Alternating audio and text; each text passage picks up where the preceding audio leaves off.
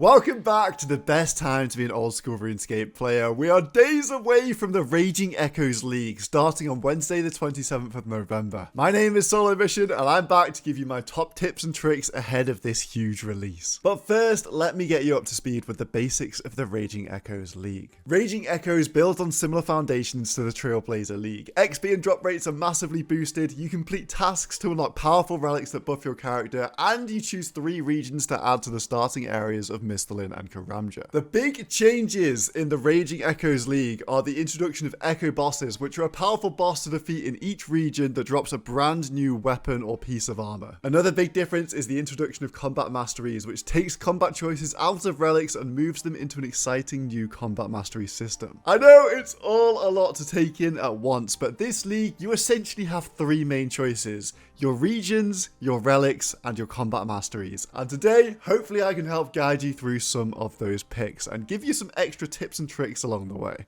So let's begin. You're logging in fresh to the Raging Echoes League for the first time on Wednesday, and you spawn into the starting region of Misthalin and Karamja in Lumbridge. Instantly, you're met with a relic choice: Power Miner, Lumberjack, or Animal Wrangler. These relics essentially massively buff each gathering skill, mining, woodcutting, and fishing. Your success rate is greatly improved in each, meaning that traditionally slow methods such as mining rune rocks, cutting magic trees, or fishing sharks are all actually pretty good XP now. But for me, it's their secondary effects that make the difference in this choice. Power Miner smelts your ores and banks them. Lumberjack either banks, burns, or fletches your logs into arrow shafts, and Animal Wrangler banks your fish with a chance to cook them and then speeds up your Hunter with extra perks. My pick here is Animal Wrangler because Hunter is not buffed through any other relic, and banking fish unlocks a 25-minute AFK method with Karambwans. I'm not a fan of Lumberjack because woodcutting, fire making, fletching are pretty easy skills on an Iron Man, and then I think you could make the case for Power Miner if your regions lack smithing options, although smithing is helped out in many relics down the line. Early polling in the league's Discord seems to agree with this line of thinking, and that brings me on to my next tip: join the Old School RuneScape League's Discord. I'm always in here because there's a ton of valuable information, insight from JMods, useful guides, discussion, group finding, and a good time to be had. The link will be in the description. So you've made your first relic choice, now what? Tasks! Right out of the gate, the best thing you can do is to complete your league tasks for points. Rushing to your first few relic unlocks is essential for fast progress. It's a good idea to save longer grinds until you have better passive modifiers. For example, you'll probably get to relic tier 2 within an hour or so, which takes your XP modifier from 5x to 8x. And then you have another relic choice to make. I'm not going to do a deep dive on every relic tier, but in tier 2 you have an agility buff in Corner Cutter, a Herblore buff in Friendly Forager, and a thieving buff in Dodgy Deals. This choice does bring up an important tip.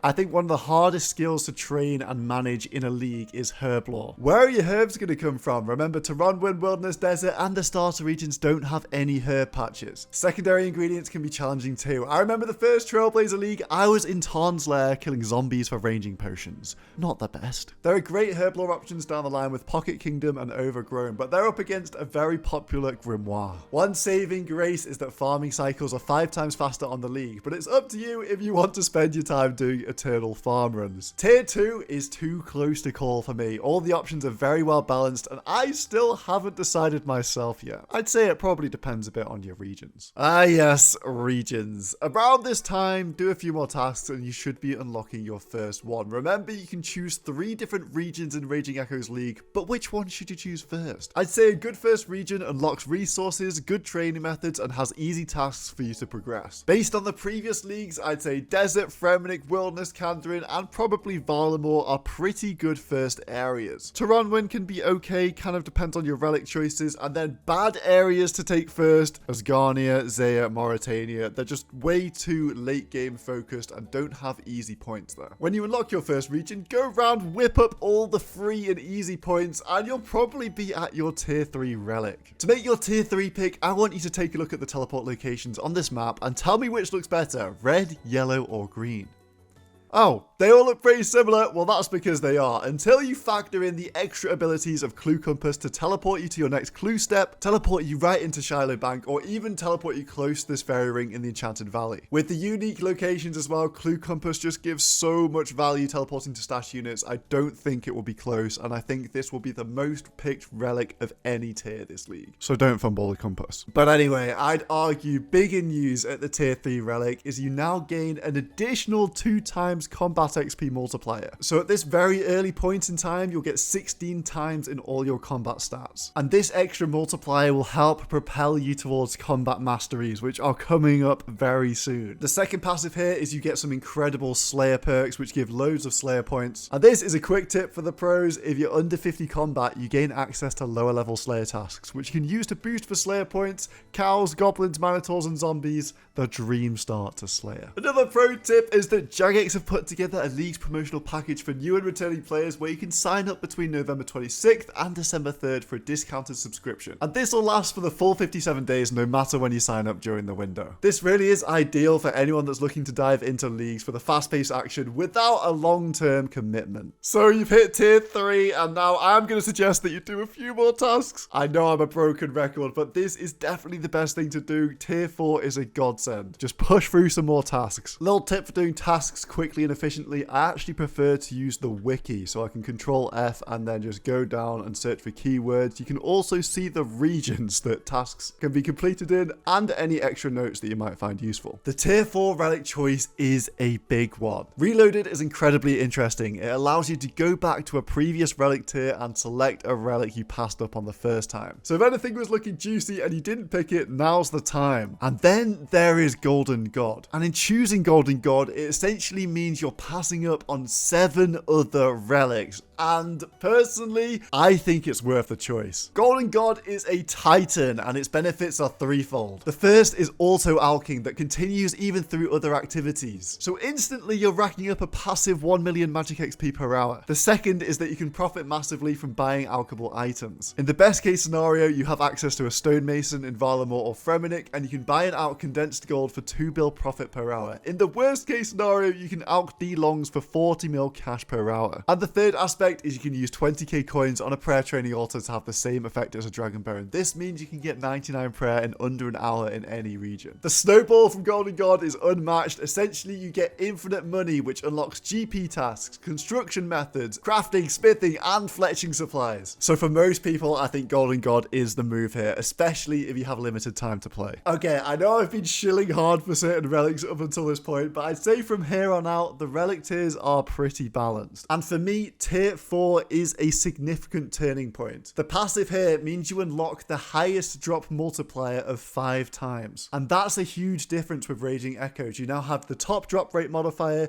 you have bonus combat XP modifiers, and I think after tier 4 with Golden God going crazy, it's the perfect time to get into your combat masteries. Combat masteries are an entirely different system to the points and tasks and relics you love. There are 10 separate combat mastery tasks for you to complete, and every time you do one of these tasks, you can unlock a combat mastery. Each combat mastery is a buff to a certain style of combat, melee, range, or mage. And the combat masteries make up a skill tree with each main style as a branch of this tree. The further along a branch you go, the stronger you get in that style. Note that for each tier, you also gain a passive mastery as you progress down the branches. If we're thinking about progression here, let's go back to the combat mastery tasks, as I think at this point in the game, it's a really good idea to start working towards some of these. The easiest is to defeat a giant. You can pretty much do this as soon as you spawn into the game in the Varrock sewer. Then defeat 10 monsters above level 100 combat. These don't have to be unique. I'd recommend red dragons, blue dragons, black demons, all in the starter area. There's also a mastery to defeat Scurious by yourself. You're probably going to want protection prayers for that. Kill a Slayer monster with a requirement of level 55 or higher. At 57, you can kill a mutated Zygamite in the starter zones. Achieving a combat level of 100 is doable after a few hours of combat with all the modifiers. And the 6th mastery I'm going to highlight here is to defeat Tuztok Jad in the fight caves. And I believe with all the masteries and the relics under your belt, you've got that in the bag. So that's 6 mastery points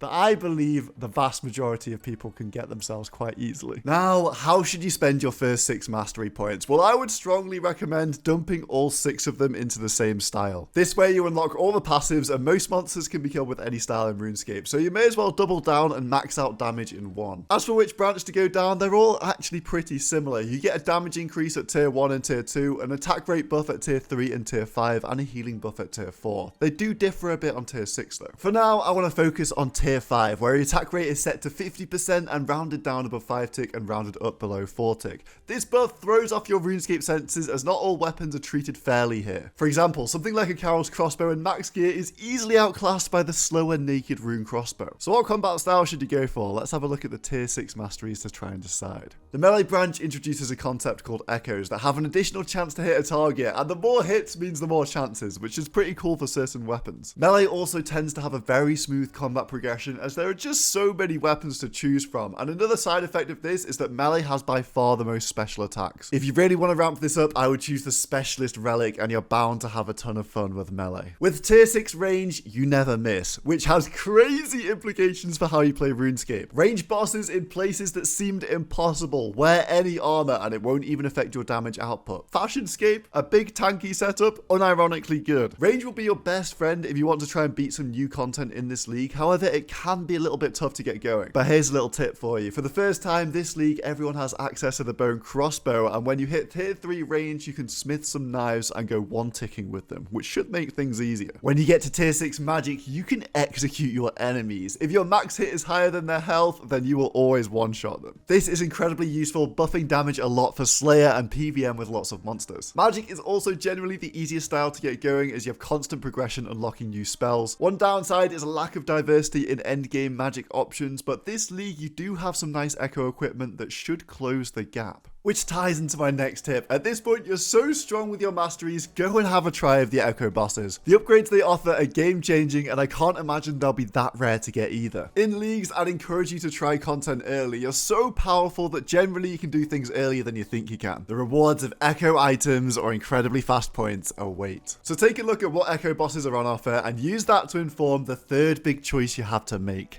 your regions. My number one rule for choosing regions is to pick them for the content you think you'll enjoy, not necessarily their rewards. There's no use in being super duper optimized without the content to enjoy yourself doing. Also, this league is a great opportunity to try out that raid that you've never done, or even properly explore a new area in Valamor, which has so much content it's now its own region. But if you are a sweaty min-maxer, then I have a few tips that you might not have considered. The Old School Wiki has a DPS calculator that you can easily use to compare different builds with any gear or combat masteries you want. You might also have your eyes set on raids, which do see a few huge changes. Everyone can now get a purple chest in hard mode Theatre of Blood and Tombs of a Massacre, but there is a hard cap of 55% on TOA purples. The biggest change is the introduction of the mega rare ticket. If you would have rolled a mega rare on the drop table, instead you get a ticket that you can take to the Sage in Lumbridge to choose between a Scythe, a T-bow, or a Shadow. But beware, I have witnessed many league plans go up in smoke over chasing a mega rare on a long dry streak, and because of this I have my eyes set on hard mode Theatre of Blood as the fastest way to get this mega rare ticket by far. So much so that this has actually convinced me to lock in Mauritania as one of my regions. And what else am I deciding on? Well, you're just gonna have to find out on Wednesday. But if there's one tip you take away from this video, it's that you have to play the Raging Echoes League. Last league we hit an all-time high for player numbers on Old School RuneScape, and the reason is Leagues is just such an incredible game mode. I think is the best way to experience this game. Now, we've got all the information. I've got a plan to write. I'll see you on the 27th.